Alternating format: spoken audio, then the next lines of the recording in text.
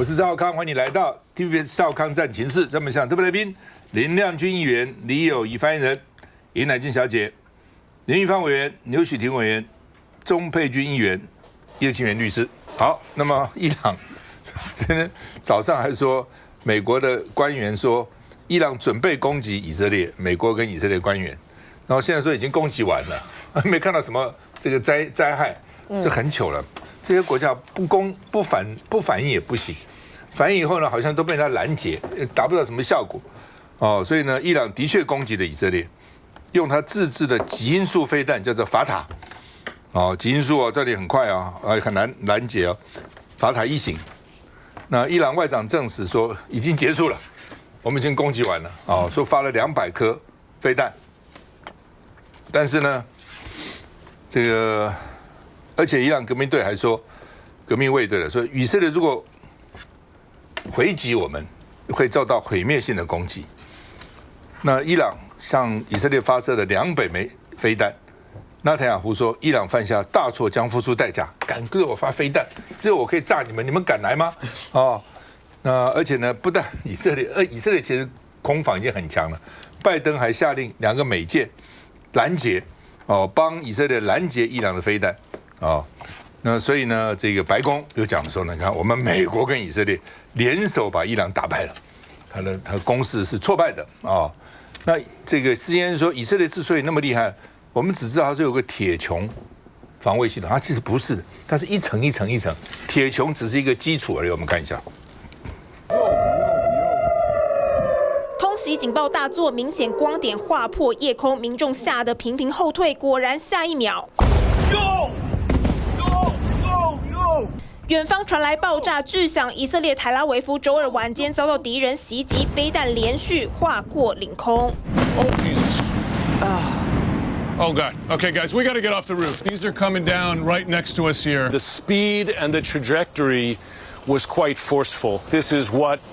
a war sounds and feels. CNN 记者在市中心的饭店亲眼目睹激烈战况，从伊朗飞来超过180枚飞弹，直接击中城市目标。Three of the main targets were 2 Israeli airfields and the Mossad headquarters. 据传遭锁定的是 F-35战机，以色列方面则表示，多数来袭飞弹都遭到拦截，更警告伊朗大错特错。במאמץ ההגנה שלנו, איראן עשתה הערב טעות גדולה, והיא תשלם על כך. But based on what we know now, the attack appears to have been defeated and ineffective. And this is testament to Israeli military capability and U.S. military. 以色列强调不会坐视不管，而美国则表示与以色列合作下有效击败伊朗的袭击，包括英法也关切中东战局升温。中东飞弹满天飞哦，以色列又去攻击贝鲁特了，哦，毫不这个缩手哈。那这个以色列军方说已经准备好全面入侵。我就是讲贝鲁特，昨天联合报说以色列现在是7面攻击，哦，七方面啊，那说而且呢，美国知情，而且美国同意啊。那另外呢，但是同样有一个恐怖攻击的特拉维夫哈，无差别枪击案死了7死17伤，好像比那个飞弹攻击造成的这个后果还惨烈一点哈。那今天因为美国副总统辩论嘛。那这个华兹就讽刺川普善变，就是这个贺锦丽的这个副手。那范斯，川普的副手批评拜登是帮凶，哦，反正你们都互相甩锅了哈。那最后的结果说范斯表现51%占这个好评，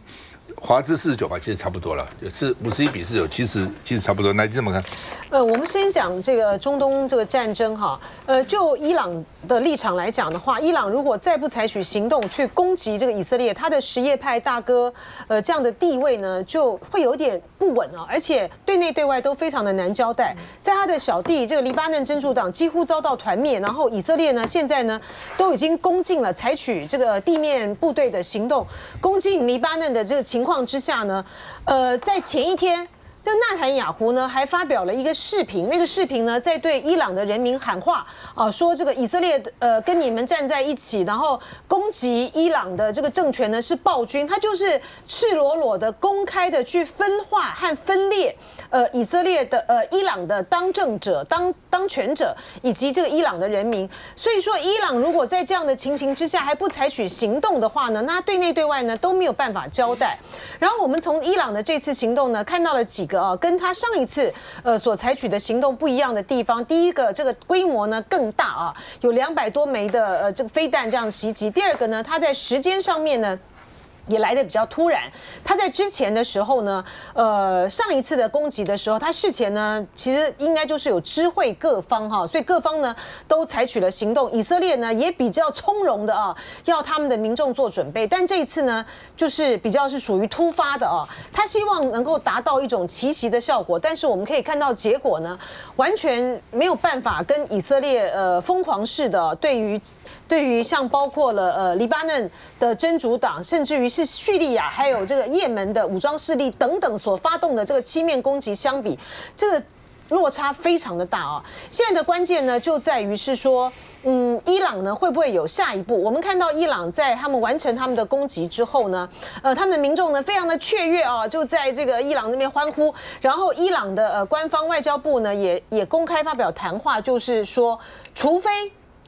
非以色列呢才采取进一步的行动，否则的话呢，伊朗呢就伊朗的这个报复行动呢，就是到此为止。所以说，伊朗并不希望这个战事扩大我们知道，伊朗的新总统上台之后呢，他其实一直不希望在中东地区的战争，这个以哈之间的战争呢，扩大到这个中东的全面性战争因为现在呢，对于伊朗来讲，恢复他们的这个经济上面的活力呢，是更至关重要的一件事情。但显然这件事情呢，不取决于在这个伊朗。我们看到这个以色列呢，他这一次呢采取这么绝对性的，好像是全面性的对于中东这些敌对势力的打击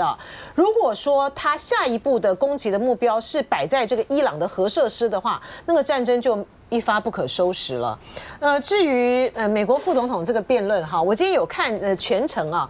这两个人的辩论的内容说事实上呢比那个贺锦丽跟川普上一次的这个辩论是有内容的但是因为他们毕竟是副手嘛所以说他们就算在辩论上面呢有得到些什么的点，但是对于选举的影响来讲，我觉得是不大的最重要的关键呢，还是在于是对于美国的选民来说，他们如何的在仅剩下今天已经是10月2号了仅剩下这1个月多一点点的这个时间里面，到底他们要选择出的是一个他们认为在经济的复苏上面，他们认为更信赖的这个川普，还是在他们在民主的价值的捍卫上面，能够比较保障美国人民所信赖的民主制度基础，以及他们在堕胎的权利上面。于凡兄，这样子，因为刚刚讲到高超音速飞弹的问题CNN 他们去检视一些弹片，还有请教的一些专家，他们认为这次高超音速飞弹是没有被使用的。他用的呢还是这叫 Shahab 3型的飞弹，这是比较一般的，是从俄国的苏联的那个，他从北韩拿来的技术，北韩是从苏联的飞毛腿飞弹 Scud missile 里面得到的技术。为什么这样做？我认为他是进行一个有限的攻击因为他也不想造成以色列太多的伤亡，因为其实他真正目标他是忍心耐苦，就是要把核子弹给造出来。刚刚来已经谈了一下，因为最近国际的这个核农组织有检验了，他们那个提炼的那个铀的那个浓度已经是接近武器级了，也就是说他在忍耐一阵子，他的核武器大概就可以，核子弹就可以成功了。所以他现在在忍耐，是为了这个不过他也不能不出手。各位想看，伊朗也忍了很久。7月，不要说去年的4月，他的这个革命卫队的海外的这个重要的指挥官跟副指挥官，还有其他的一系列大概17个人，在叙利亚的这个领事馆里面被杀，这个让他觉得很丢脸。更丢脸是今年的7月31号，这个哈马斯的那个政治领袖这个在你的伊朗的土地上，在德黑兰的一个宾馆里面被杀，这对他讲是非常丢脸的一件事情。然后你看这次的哈马斯也好啦，真主党也好啦，他的领导阶层几乎是死亡殆尽，都被他杀掉了。到现在真主党没有领袖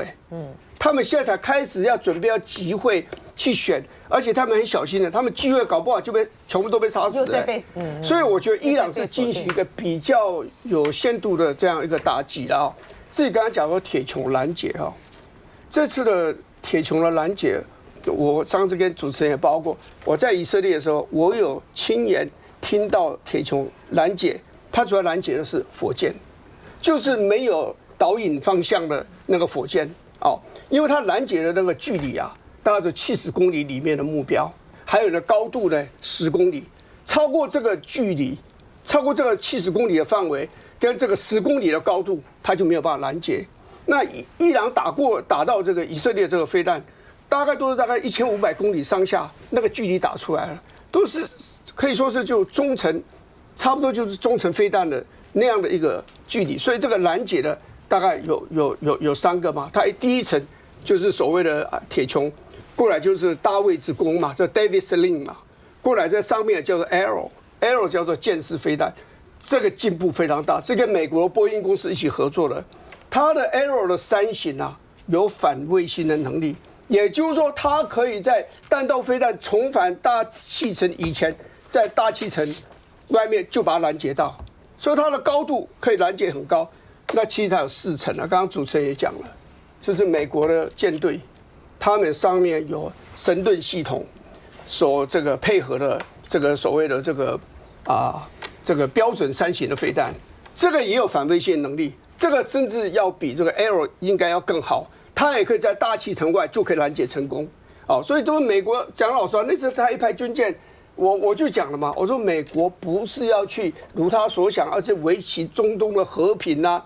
这个稳定啊，不是，他去就是参战，他去就帮助以色列，因为今年的4月已经经过检验了嘛，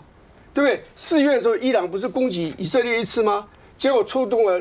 无人机，也出动了旋翼飞弹，过来就弹道飞弹，那无人机60-70架无人机被美国的给击落了，它当然是空军飞起来了。可是那个弹道飞弹，它拦截了3枚，那是从军舰上面射出的标准3型飞弹去拦截了嘛？所以美国从头到尾跟以色列都是合作。今天以色列敢打这个，敢打那个，最重要的原因是美国在帮助他嘛。这次杀死了所谓的这个真主党的头目那个领袖，用的就是2000磅的炸弹。我记得上次我们这边讲过，这一次2000吨的又是用2000磅的这个炸弹把他给炸死了。所以这个就是他们2个在合作了。这个合作当然某点来讲当然是犹太的团体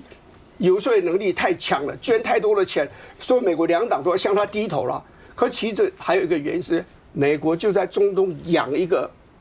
狼狗，所以不听我话，我就叫这狼狗去咬它。因为美国现在在中东来讲，其实几乎被他搞定了，只剩下个伊朗。埃及乖乖的每年接受美国大量的经济跟军事的援助。那其他国家也怕被以色列揍，也都乖乖的。那沙烏地阿拉伯呢，现在也不太管事，只剩下个伊朗有这个情绪，在以色列建立自己的这个力量，在这个福塞组织也门建立这个力量，然后呢，在这个所谓的加沙走廊啊，然后在黎巴嫩南部建立他的这样一个组织来对抗这样子。可是这阵子你看，他们都被打得很惨呢。所以对伊朗来讲是忍无可忍啊！你说这个再发展下去，我认为以色列一定会报复，而且目标就很可能是核子设施，因为对我来讲，我一劳永逸把你核子弹干掉就好了嘛。那中东只有谁有拥有核子弹？除了美国以外，就是以色列嘛，80枚到100枚的核子弹嘛，所以他就天下就太平了嘛。所以我觉得伊朗其实要很小心，就是它核子设施这次是可能被攻击的。休息一下再回来。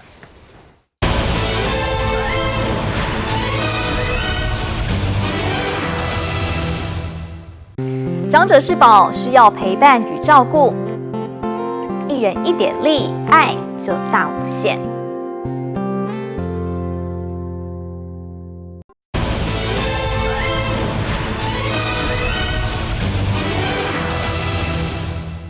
美国这些政客每天乱讲话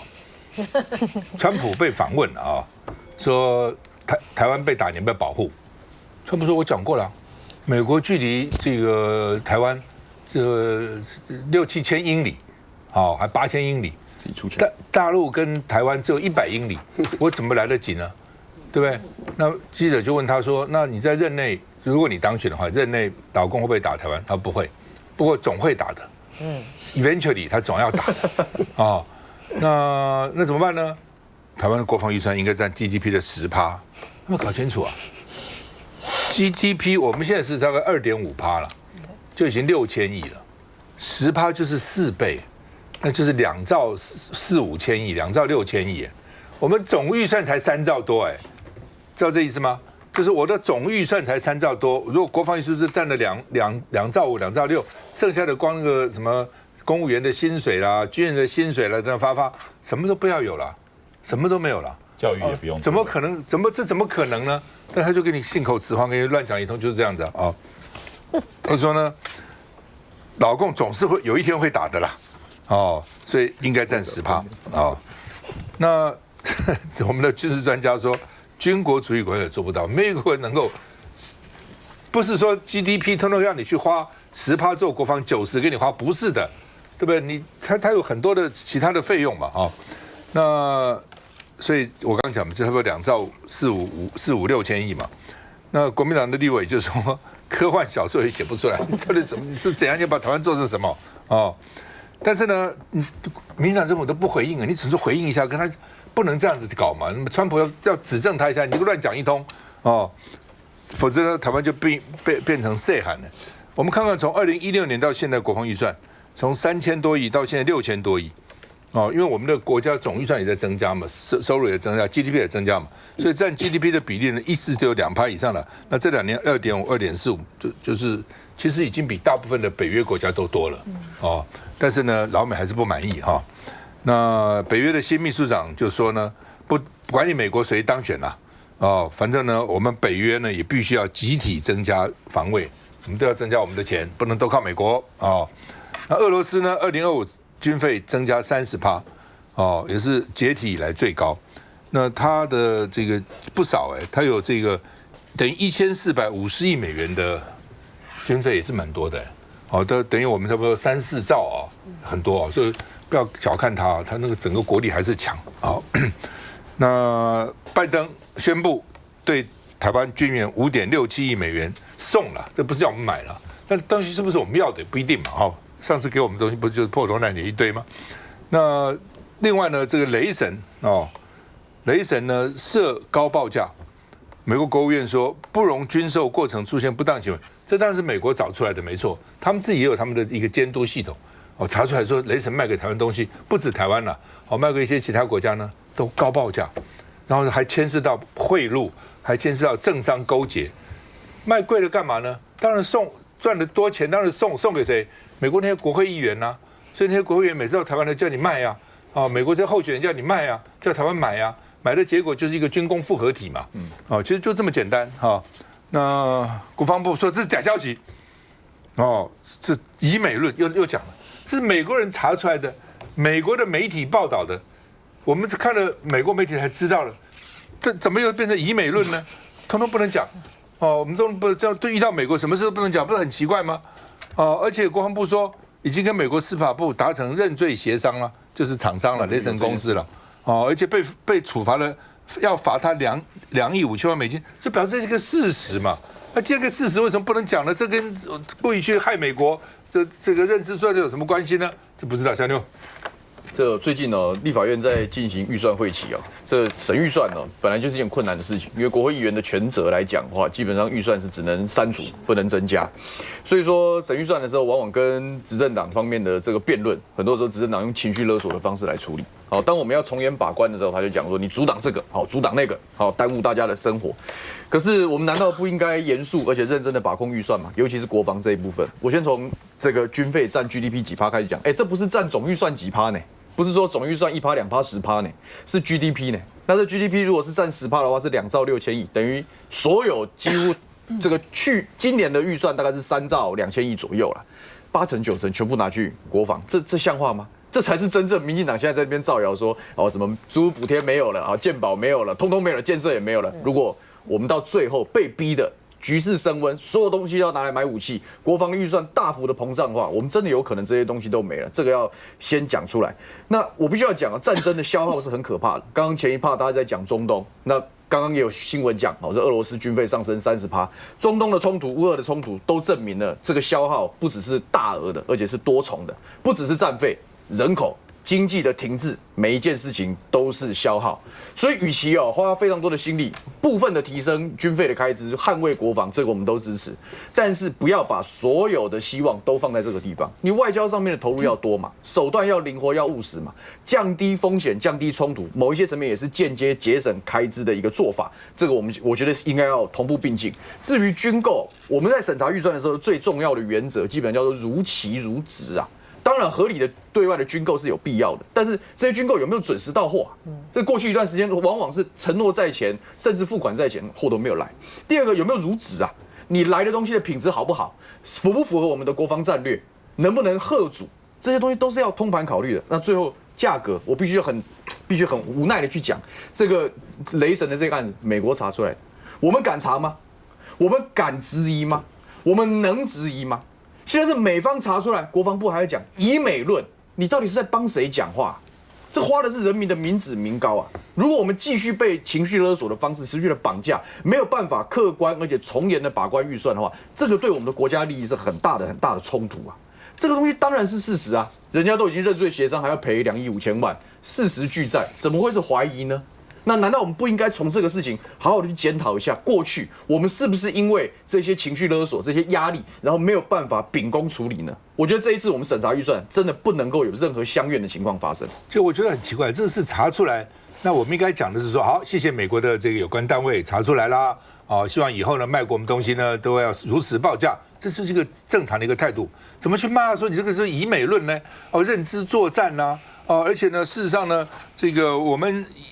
国防部说明说，这是美国主动调查通知我方的而且会带我们去球场啊，这都是好事，都是事实嘛，我们就承认这个事实。那这就跟以美论有什么关系呢？来，叶律师，我以前当兵的时候是在中科院，然后那个时候就是负责做一些涉外的军事采购的谈判。好，那个时候我记得有雷神也是供应厂商之一啦。然后呢，我们那时候在谈判的时候就在问说，我们需要的是新品，我们希望是 brand new。他说不行，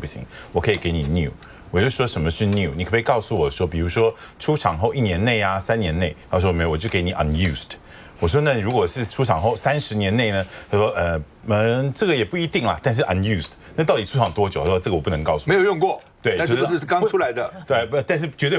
不会是刚出来，也不是3年，也不是5年。好，那时候就觉得我们就是被人家当盘子哦。那川普这个 10% 有多离谱？大家都知道，俄罗斯现在跟乌克兰正在战争当中。刚刚赵先生也有提到说，他要增加30%，增加30%以后，俄罗斯明年的国防预算占他的 GDP 也只有6.2%。